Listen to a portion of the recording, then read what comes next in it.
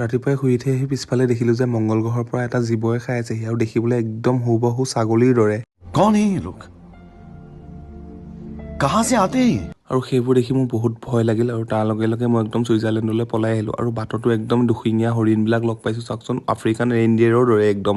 আৰু এইফালে মই ছুইজাৰলেণ্ড পালোহি আৰু এইফালে আমাৰ ফাৰ্ম ঘৰটো কাম চলি আছে, গম পায়। আৰু ইয়াত পাহাৰ তুলিছে।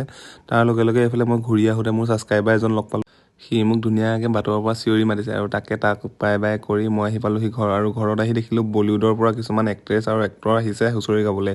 আৰু এইফালে আপোনালোকে গম পাই চাগে আমেৰিকান মানে বহাগ বিহুত এনেকুৱাই হয়। আৰু মায়ে কিছুমান ফেচবুকৰ পৰা পোৱা ডলাৰ দি দিলে। আৰু এইফালে আজি আমাৰ জৰিবুটি তৰকাৰীখন বিহুৰ পিছদিনাখন মানে কচু খায়, এখন খালে মানে খুব খোজায়।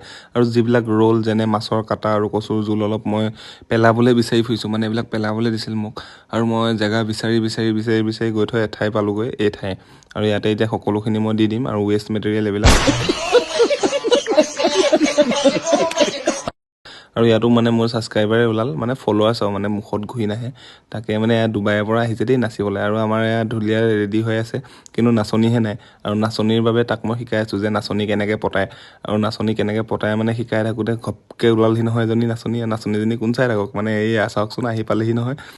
আমাৰ ধুনু আৰু সি মানে প্ৰতিবাৰে ওচৰা ওচৰি ন ঘৰ, সেইটো কাৰণে একেলগে হুঁচৰি গায়। আৰু এইফালে হুঁচৰি গায়গে যিবিলাক টকা পায় মোক বোলে ফ্লেট এটা কিনি দিব এবাৰ সিহঁতে। আৰু এইফালে সিহঁতক মই কাৰাগাৰত বন্ধ কৰি মই যাওঁ এতিয়া ঘৰলৈ। আৰু সিহঁতে ইয়াত দৈৱকী বসুদেৱৰ ৰোলটো ধুনীয়াকৈ কৰিছে চাওকচোন। আৰু আহোঁতে মানে আজি বিহুৰ পিছত মানে আমাৰ ইয়াত অলিম্পিক্স কিছুমান পাতে, থাকে এখন অলিম্পিক। আপোনালোকৰ ফালে পাতেনে কমেণ্ট এটা কৰি দিবচোন। আৰু এইফালে বাটত লগ পালোঁ ডুবাইৰ পৰা অহা আৰু কিছুমান নাচনী আৰু ঢুলীয়া। বাৰু